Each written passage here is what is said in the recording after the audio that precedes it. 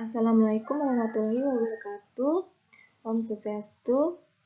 Perkenalkan, nama saya Komang Wirani, nomor induk mahasiswa 1702361201023 dari kelas Keuangan A. Saya akan memaparkan materi rasio keuangan, di mana ini merupakan tugas dari mata kuliah Analisis Informasi Keuangan.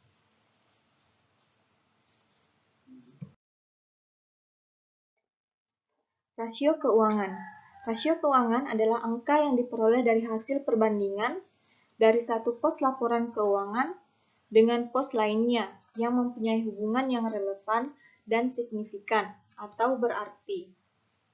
Misalnya itu antara utang dan modal, antara kas dan total aset, antara harga pokok produksi dengan total penjualan, dan sebagainya. Rasio keuangan ini hanya menyederhanakan informasi yang menggambarkan hubungan antara pos tertentu dengan pos lainnya.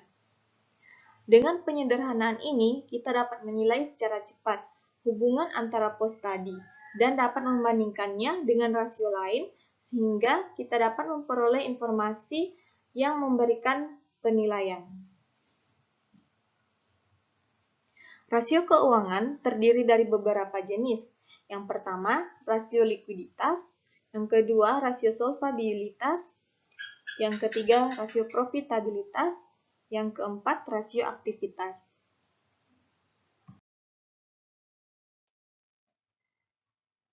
Rasio likuiditas. Rasio likuiditas menggambarkan kemampuan perusahaan untuk menyelesaikan kewajiban jangka pendeknya. Rasio-rasio ini dapat dihitung melalui sumber informasi tentang modal kerja, yaitu pos-pos aktiva lancar dan utang lancar. Rasio likuiditas terdiri dari beberapa jenis, yaitu yang pertama, rasio lancar atau current ratio. Rasio ini menunjukkan sejauh mana aktiva lancar menutupi kewajiban-kewajiban lancar. Semakin besar perbandingan aktiva lancar dengan utang lancar, semakin tinggi kemampuan perusahaan menutupi kewajiban jangka pendeknya. Rasio lancar dinyatakan dalam rumus current ratio sama dengan aktivitas lancar dibagi dengan utang lancar. Current ratio dapat dibuat dalam bentuk berapa kali atau dalam bentuk persentase. Apabila rasio lancar ini 1:1 atau 100%, ini berarti bahwa aktiva lancar dapat menutupi semua utang lancar. Rasio lancar yang lebih aman adalah jika berada di atas 1 atau di atas 100%. Artinya aktiva lancar harus jauh di atas jumlah utang lancar. Yang kedua, rasio cepat atau quick ratio. Rasio ini akan menunjukkan kemampuan aktiva lancar yang paling liquid, mampu menutupi utang lancar, di mana semakin besar quick ratio, maka semakin baik.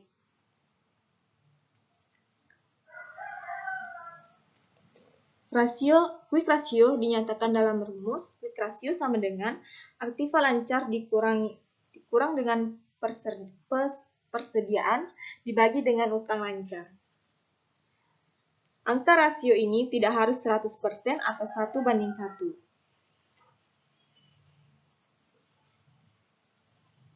Yang ketiga, rasio kas atau kas rasio.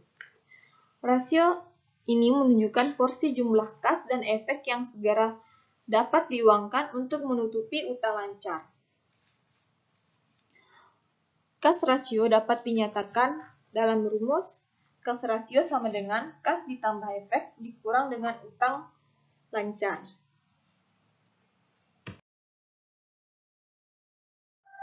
Selanjutnya, rasio solvabilitas.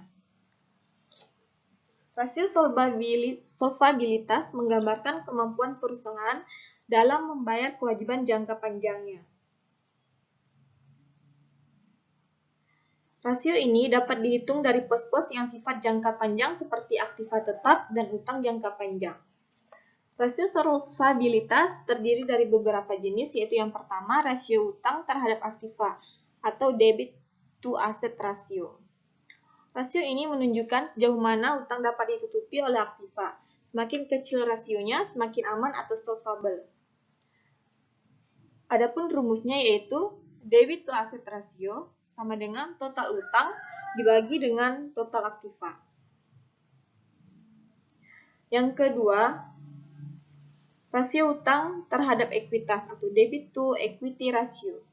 Rasio ini menggambarkan sampai sejauh mana modal pemilik dapat menutupi utang-utang kepada pihak luar. Semakin kecil rasio ini, semakin baik. Adapun rumusnya yaitu debit to equity ratio sama dengan total utang dibagi dengan modal.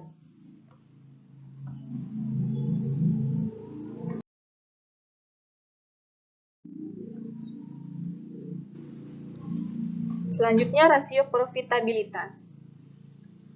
Rasio profitabilitas menggambarkan kemampuan perusahaan mendapatkan laba melalui semua kemampuan dan sumber yang ada seperti kegiatan penjualan, kas, modal, jumlah karyawan, jumlah cabang, dan sebagainya.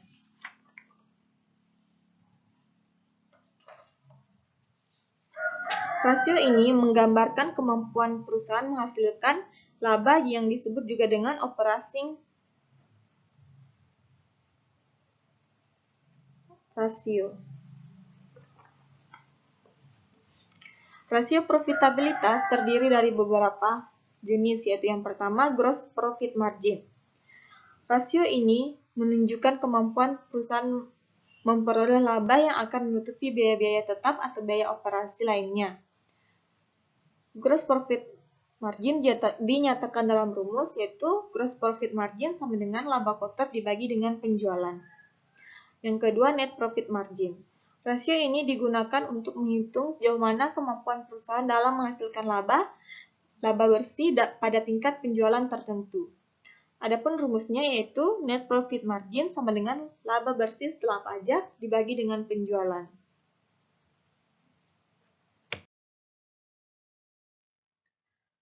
Yang ketiga, margin laba operasi atau operasi profit margin. Operasi profit margin mengukur persentase dari laba yang diperoleh dari tiap penjualan sebelum dikurangi dengan biaya bunga dan pajak.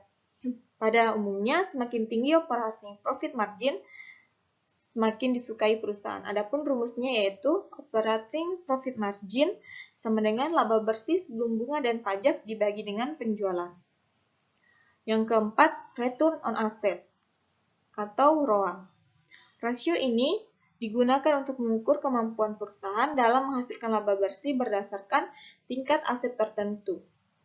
Adapun rumusnya yaitu return on asset sama dengan laba bersih sebelum bunga dan pajak dibagi dengan total aset. Yang kelima, return on equity atau ROE. Rasio ini digunakan untuk mengukur kemampuan perusahaan dalam menghasilkan laba bersih berdasarkan modal saham tertentu.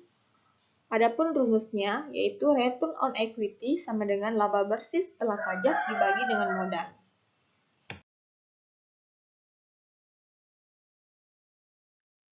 Selanjutnya, rasio aktivitas.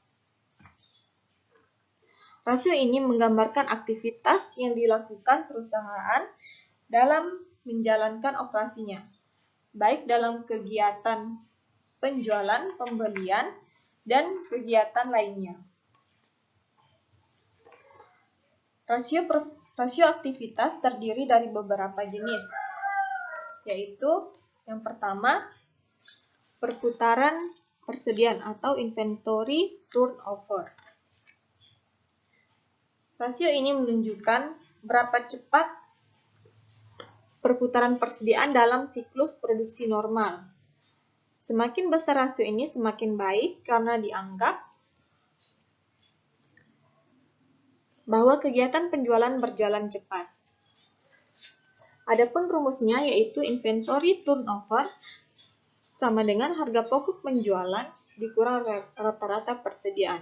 Untuk menghitung rata-rata persediaan, digunakan cara persediaan awal ditambah persediaan akhir dibagi dengan 2. Yang kedua, perputaran piutang atau receivable turnover. Adapun rumusnya yaitu receivable turnover sama dengan penjualan kredit bersih dibagi dengan rata-rata piutang. Rasio ini menunjukkan berapa cepat penagihan piutang. Semakin besar rasio ini semakin baik karena penagihan piutang dilakukan dengan cepat. Receivable turnover dapat dikonversikan ke hari dengan cara 360 dibagi dengan receivable turnover. Yang ketiga, perputaran aset tetap atau fixed asset turnover. Fixed asset turnover, rumusnya yaitu fixed asset turnover sama dengan penjualan dibagi dengan aktiva tetap. Rasio ini menunjukkan berapa kali nilai aktiva berputar bila diukur dari volume penjualan. Semakin tinggi rasio ini semakin baik, artinya kemampuan aktiva tetap menciptakan penjualan tinggi. Yang keempat, perputaran total aset atau total asset turnover. Rumusnya yaitu total asset turnover sama dengan penjualan dibagi dengan total aset. Rasio ini menunjukkan perputaran total aktiva diukur dari volume penjualan, dengan kata lain, seberapa jauh kemampuan semua aktiva menciptakan penjualan. Semakin tinggi rasio ini, semakin baik. Baik, untuk contohnya, ini merupakan data keuangan, yaitu berupa neraca dari PT Sejahtera Selalu per 31 Desember 2014. Dan ini adalah laporan laba rugi PT Sejahtera Selalu periode 31 Desember 2014. Nah, dari data keuangan tersebut, kita dapat menghitung rasio likuiditas. Yang pertama itu adalah rasio lancar atau current ratio. Seperti yang terdapat pada neraca, diketahui aktiva lancarnya yaitu 1.400.000 dan utang lancar 560.000. Jadi, berdasarkan rumus current ratio, current ratio sama dengan aktiva lancar dibagi utang lancar. Jadi, 1.400.000 dibagi dengan 560.000. Hasilnya yaitu 2,5 atau 250%.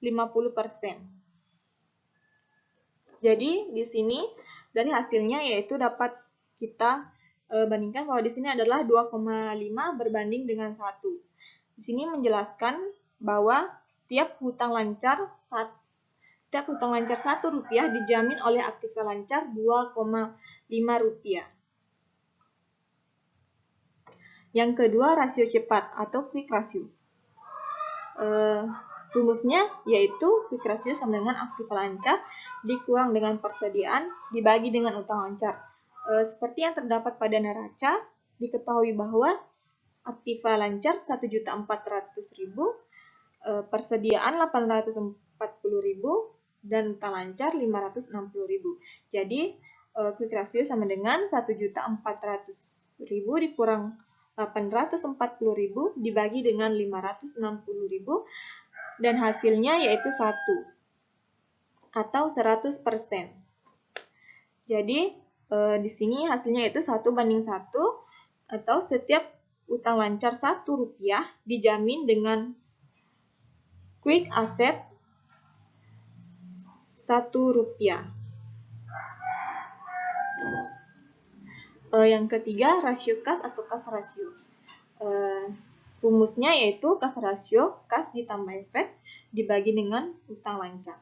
Seperti yang diketahui bahwa kas ditambah efek pada neraca yaitu 400.000, sedangkan utang lancar yaitu 560.000. Jadi 400.000 dibagi dengan 560.000 sama dengan 0,71 atau 71%. Jadi di sini adalah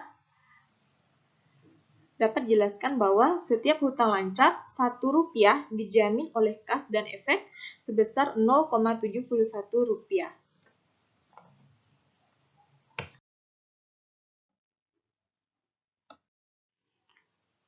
Selanjutnya yaitu rasio solvabilitas. Yang pertama, rasio hutang terhadap aktiva atau debit to asset ratio. Di mana rumusnya yaitu debit to asset ratio sama dengan total utang dibagi dengan total aktiva. Diketahui pada neraca total utang sebesar 1.160.000, sedangkan total aktiva 3 juta. Jadi 1.160.000 dibagi dengan 3 juta sama dengan 0,39 atau 39%. Jadi di sini adalah perbandingannya 0,39 berbanding 1. Artinya aktiva yang digunakan untuk menjamin utang adalah sebesar 39%.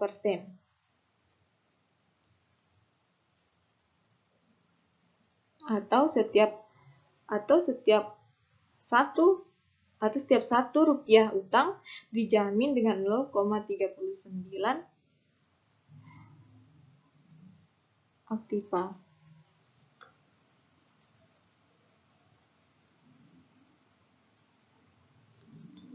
Yang kedua, rasio hutang terhadap ekuitas, atau debit to equity ratio. Debit to equity ratio rumusnya yaitu total utang dibagi dengan modal. Diketahui pada neraca total utang 1.160.000 dan modal 1.840.000. Jadi hasilnya yaitu 1.160.000 dibagi dengan 1.840.000 sama dengan 0,63 atau 63%. Berarti 63% dari setiap rupiah modal sendiri menjadi jaminan utang.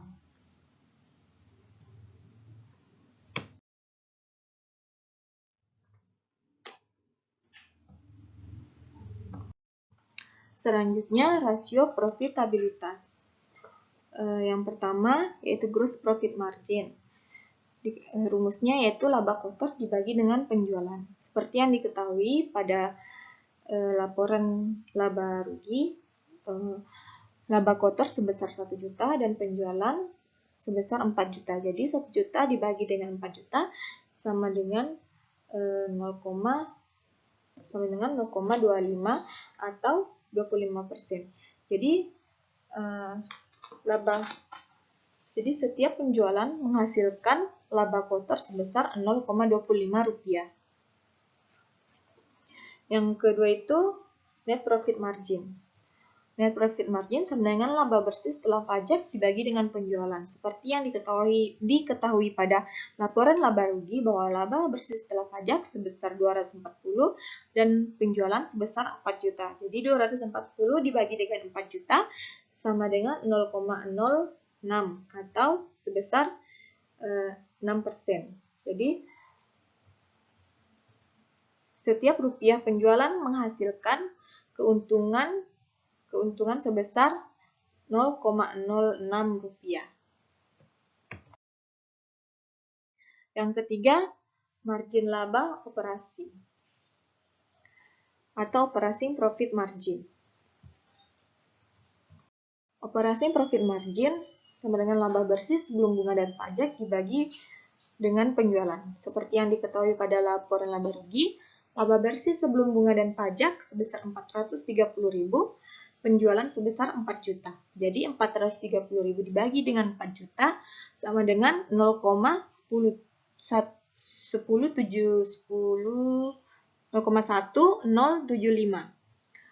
atau sama dengan 10,75%. Di sini berarti setiap rupiah penjualan menghasilkan laba operasi sebesar 0,11 rupiah. Jadi 0,1075 ini bisa dibulatkan menjadi 0,11. Yang keempat, return on asset atau ROA. Return on asset sama dengan laba bersih sebelum bunga dan pajak dibagi dengan total aset. Jadi diketahui pada laporan laba rugi bahwa laba bersih sebelum bunga dan pajak sebesar 430 dan total aset sebesar 3 juta. Jadi 430.000 dibanding dengan 3 juta sama dengan 143 atau 14,3%. Jadi setiap rupiah modal yang diinvestasikan menghasilkan keuntungan sebesar 0,14 rupiah untuk semua 0,14 rupiah.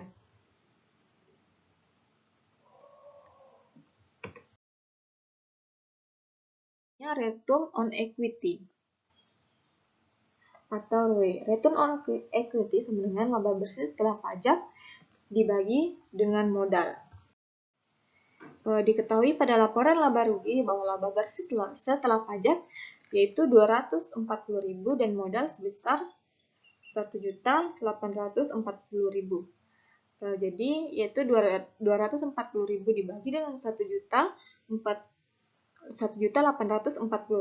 sama dengan 0,13 atau 13%.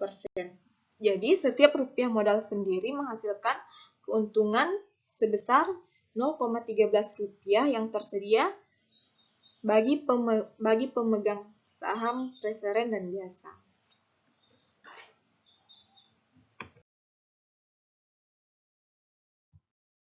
Selanjutnya yaitu rasio aktivitas.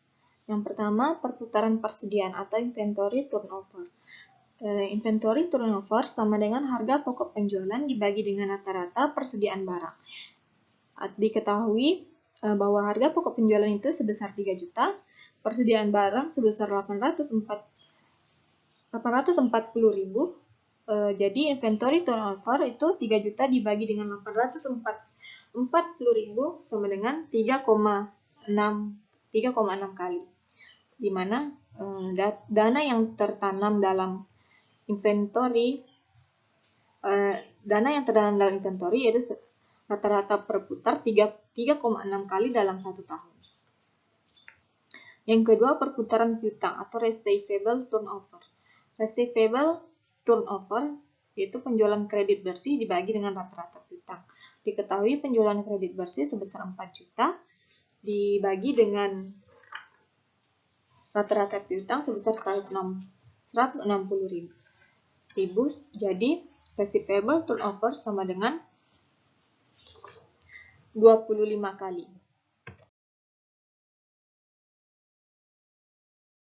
Tertanam dalam piutang berputar selama 25 kali. Yang ketiga, perputaran aset tetap atau fixed asset turnover. Fixed asset turnover yaitu penjualan dibagi dengan aktiva tetap bersih, di mana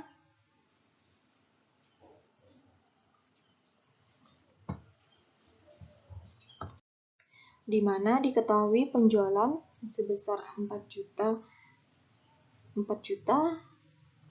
terus aktiva tetap bersih 1.600.000.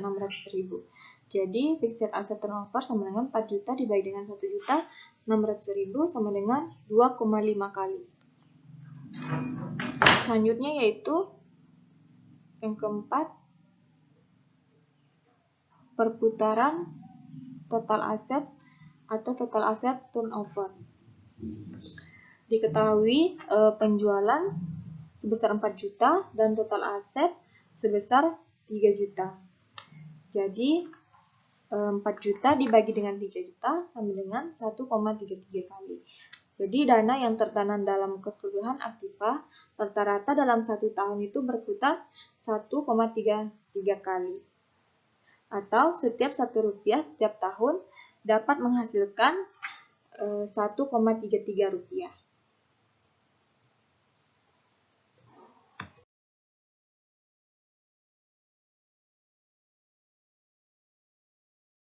Itulah rasio keuangan yang saya bahas pada kesempatan kali ini. Saya ucapkan sekian dan terima kasih. Wassalamualaikum warahmatullahi wabarakatuh dan Om Santi Santi Santi Om.